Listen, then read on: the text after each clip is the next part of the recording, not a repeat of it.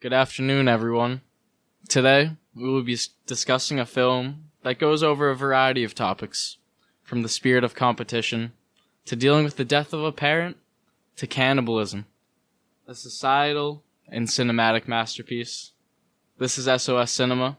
I'm Stephen Dwyer. I'm Andrew Seelig. And I'm Nicholas Pisconti. And today, we will be discussing the 2007 animated film, Surf's Up. Can I just say that was a beautiful introduction right there? I was not expecting that. I was like, "Yo, we're watching Surf's Up today. We're gonna let's talk about it." But that was really good. I may have written it down. Yeah, that's all right. Me. So yeah, I had to prepare for this one because this movie does hold a special place in my heart. We were talking about it earlier. You guys don't remember if you saw it in theaters. I am almost 100% positive that I saw it in theaters, and I was like, "Damn, that was a good ass movie." Yeah, when you suggested it, I kind of thought it'd be some kind of a stupid, silly, children's movie, but it was really well made and honestly, really enjoyable. And I think it kind of ages well for adults too. It's a really funny film, I thought. Yeah, 100% thought it was gonna be a Happy Foot type movie, Happy Feet. Yeah, I was blown away too. It was my first time ever watching it, and did not expect what I saw on screen there. Yeah, it actually came out. I think it did come out after Happy Feet came out. So, you release a Penguin movie 2 years after another very big Penguin movie. You might not get the most success. And, the movie, box office wise didn't really succeed that well. But, over time, I think it stands, well, Happy Feet's pretty good. But, Surf's Up, I think, stands the time as, the best Penguin movie of that age. But yeah, it came out in 2007, so I was 6 years old. You guys were 8. Well, Nick, you might have been 6. Yeah, I think I was 6 too. Wait, I actually forgot. It came out June 8th, 2007. Oh, so I would have been... You would have been 6. I've been 6, yeah. We're recording this on June 7th, 2021. Oh, so come on. Almost a full 14 years later. That's crazy. Also, I will say, interesting enough, March of the Penguins came out in 2005, so Yep, that was another one. Early 2000s seems to be heavily Penguin focused. It's weird how movies kind of come in pairs. Remember Ants and Bug's Life? Yeah. They came out together. So there's always a copycat. Breakfast Club, St. Elmo's Fire. Nah, that was the same. Yeah, I know what you're saying. Yeah, facts. There was another one that came out pretty recently. I forget what it was. I don't even know what the name of the other movie, but right after Paul Blart Mall Cop, they released, somebody else made the same movie. Okay. And it absolutely bombed because I can see that because Paul Blart Mall Cop wasn't too great in itself. Nah. So I could see the wannabe one also kind of flopping. It was funny when we were kids though. Oh yeah. Paul Blart Mall Cop. Hit different for sure. Yeah, people are not too creative when they pick up movies they came up with Surf's Up 2 that came out 10 years later. I haven't seen it, but I feel like this movie... I haven't watched it either. I feel like this movie was a good masterpiece on its own. And obviously Hollywood has to make a second one. Try to get, money grab. Exactly. This was actually Sony's only second film ever as a film studio. No way. They started production of Surf's Up in 2002. And I'm only guessing, but I would imagine that their first film was the Sam Raimi Spider-Man, with Tobey Maguire, because that came out in 2001. Oh, so that was their first? So yeah, I mean, right after Spider-Man, you got Surf's Up, Sony. Pretty good debut. Facts, you're creating 2 bangers back to back. Oh wait, so no, you go. Well, I was just gonna say, I think I want to, the first part we're gonna talk about, I want to get into the format of the film. Okay. What you guys think about it? I thought it was sick. I was going to say, I loved how it was a very 30 for 30 kind of parody vibe. I like how when they were explaining the origins of surfing, they showed it looked like realistic footage. It was very historical. I feel like I was actually watching a documentary. I actually paused the movie at the start just to check to see if it was an animated version of a true surfing story in real life.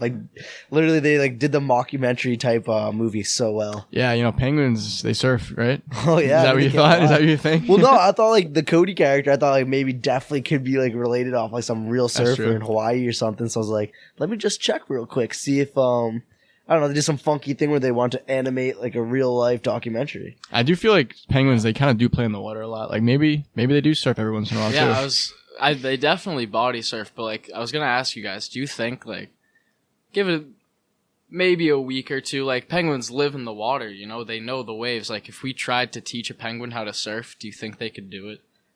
I don't think so. I feel like birds are so instinctual that like I mean I'm sure like a chimpanzee or like a maybe a dolphin even. A dolphin like can't use a surfboard. Dolphins surf all the time. Yeah. But again, they can't. But I think penguins they don't like learn behavior like that. I think if a penguin didn't have like a pea-sized brain, then it might be able to. But like, I think just like the fact that it's literally the size of a pea, might. Don't knock penguins. Penguins will fuck you up. Yeah, that's true. I mean, they are like the emperor penguin is like 6 feet tall, so I really should watch what I say. If I ever catch myself in Antarctica, I might get swung on. I loved how this movie like anthropomorphically. That's a big word. Anthropomorphized. That's a big word. Yes. Yeah. But I loved how they made these animals like people. Like they had Shiverpool, like it was like the Beatles where they came from Liverpool. Yep. And they had him working on like the docks, where it's like he was like a fish like market where they just like picking up fish off the in the ocean. You know who my favorite characters in this movie are? The 3 old penguins that they're just like they're like really old, like stereotypical like Jewish men, and they're just sitting there talking. He's like, "Oh, the Cody Maverick kid. Yeah, he's down there. He surfs." And like they're asking them questions. He's like, "You know, you're standing on thin ice," and they they all fall through the ice periodically. Yep, that was pretty gas. But yeah, with the mockumentary stuff, like it's really sick, and the way they like even animated it to look like it's a person like filming it. Exactly. I was looking up and like they captured like real like camera operators like physical moves to like get that down in the animation. Cool. Yeah, like the camera like shook a little bit. Also like ending of scenes like, all right, come on guys, like they're like talking to the cameraman. Yeah, how the cameraman like as if there were people. It's kind of like The Office almost. There's one part where when Chicken Joe's walking through the jungle and like the first time like the penguins come out and find him and they shoot like the darts at him and they hit the filmmaker. And then the camera drops her? Yeah, and he falls down. And then like 5 minutes later they're walking again and the natives come out and they throw spears at him and he gets hit and he's like, "Not again." Honestly, I will say the one thing that would have made it, and maybe I missed it, but it would have been sick if they did like a quick little like flip around and showed the like filming squad. Oh yeah, that would have been cool. They never did. Yeah, like if they like full circled it like The Office, where like they just kind of showed them at the end. I was about to say it's like in The Office when they finally show like the guy who has a crush on Pam. Yep. That's what I just thought. Yeah. I loved how early on in the movie when like Cody, the main character, that was his name, right? Mm-hmm. Played by Shia LaBeouf, or voiced by Shia LaBeouf. Oh. They showed a picture of his father, and they showed a giant killer whale. I'm like, wow, this movie escalated pretty fast. I thought it was like a nice, like little penguin. He's holding a fish, like he just caught He's about to get eaten. And then it zooms out. There's an orca. The food chain right there. That's a good biological lesson in this movie. For sure, there's always someone bigger than you. I will say too, honestly, movie opens up with an amazing soundtrack. You get like 2 Green Day songs right off the bat. Yeah, back to back Green Day. You gotta Boulevard respect of Broken Dreams. Like, honestly, it was all like indie music for the most part. I thought it was it Holiday? Yeah, could have been Holiday. They played, and then the second one is Welcome to Paradise. Yeah, when they get to the islands. Yep. Yeah. Quickly, I just wanted to touch on that. I will say, the way they filmed it, or not filmed it, because it's like all CGI, or before CGI, it was all animation. Yeah. But just that style, I don't know. Like, not that it seemed real, but like the filming style, like was like almost it did kind of like it's so relatable, and all the characters in the movie were so relatable. Like even though they were penguins, it was like I felt like I wanted to like anthropomorphize myself and go like move into the Surf's Up world. And like 2007, that was some good looking animation. Yeah, solid because it holds up still. I mean, for it being my first time watching that movie, for me to have liked it that much, I mean, just shows like the animation quality is amazing. And also, I will say, I think that kind of speaks to like early movies. Like, for the most part, I would say newer animated films, like they all have the same message, kind of, and they all follow like the same story arcs, like follow your dreams, kind of stuff. And this was like really different, where like they just decided to go with some like totally like still following his dreams, but like it was like a crazy concept though. Like I don't think I've seen like an animation like that before. Yeah, and he like followed his dreams, but like in like a different way. He found a different dream. And that's what really I love so much about this movie is that like the essence of it is literally just fun. Yeah. He learned, he's Shia LaBeouf does such a great job of playing this like young and hungry, like a lot of times naive and like closed-minded, but he just has this fire to like be the best at surfing. This is what he wants to do. Is what he was born to do. He needs to be the best. But then like throughout the movie, like he learns that like it's just about like going out there and having a good time, not so much about who wins and who loses. Just like enjoying the present too. Yeah, and, like just like making friends and just enjoying the day, riding waves. Exactly, hanging out with your friends in the water makes me want to surf. Definitely, I think it's also funny too. They kind of like not made fun of, but like did their own like spin on ESPN, where it was Spin. Yeah, and I don't know, maybe like this whole like movie too in some ways kind of taking shots at like real sports or like real like broadcasting of like surfing and stuff. Maybe like, yeah, I don't know, taking a shot at the fact that it doesn't need to be broadcasted as like a sport. It's kind of just like a vibey thing to do. They actually got two real surfers to be like the commentators, Kelly Slater and I forget who the other surfer is, but like they got like the actual surfers to voice that's pretty sick. Their penguin counterparts in the movie. There you go. I like that stuff, you know. Let's transition that into this amazing cast of voice actors. Okay. You got Shia LaBeouf, fresh off of Even Stevens, right before Transformers. Basically his prime, far before he tattooed himself and went off the deep end. Was this before Holes or after Holes? Definitely after Holes. That gotta be after Holes. I think Holes was 2004. Okay, that makes sense. He sounded kind of old in this movie. Yeah, he was older. You got Shia. You got the man, Jeff Bridges, who we will be talking about later on in another episode soon. Hint, hint. Wink, wink. Love Jeff Bridges. Zoe Deschanel, fans of New Girl. She was an elf, too. You got John Heder playing Chicken Joe. Goddamn Napoleon Dynamite's in this movie, and he's like the fourth best. So funny. I won't say fourth best. He might be the best character, but like he's like fourth or fifth on the bill. James Woods plays Reggie Belafonte, the otter. Oh, I did not know that. Wait, he was an otter? I was going to ask, what kind of animal was he? Tell. He was a sea otter. Oh, interesting.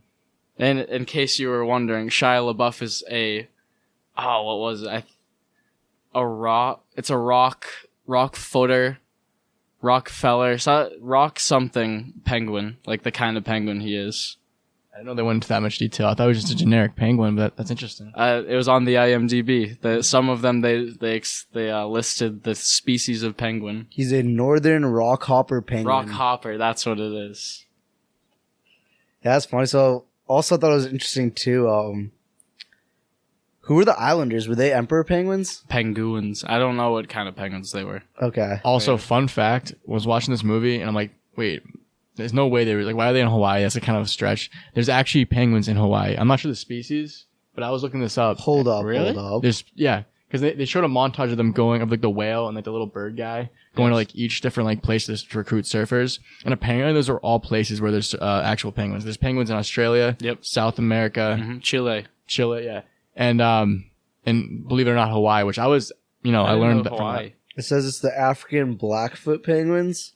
I wonder if that's what they had the locals play as. That's wild. And that makes it perfect because, like, I feel like penguin is like the perfect like animal to do for like a surfing movie because like they're very like fun kind of animals, and like you got to be in Hawaii for like a surfing movie. And they kind of do like surf through the water on their own, like in their own way. You know, they kind of like dodgy and weavy through the water. Yeah, this movie also a big inspiration to like the whole documentary feel was, I don't know if you guys have seen it. It came out in 1966, The Endless Summer. I haven't seen it's that like it's an amazing documentary. Maybe we'll put it in about these two guys from California that they just. It's like it's an actual documentary. They decide to travel around the world in search of the perfect wave. Oh, okay. And they go to like Africa, Australia, New Zealand. It's probably gave like a lot of like headway to a lot of the surfing movies that are out there. Yeah, and it's like it's the first Well, I mean, I don't know much about the history of documentaries, but like it's like a lot of documentaries have a serious tone, but this one was very like lighthearted. I did a school project on it this year. Okay. I highly suggest. It's on Amazon Prime. Gotcha. Which Surf's Up also is with ads. It's funny. They also made a movie called The Perfect Wave. It did pretty crappy on IMDb.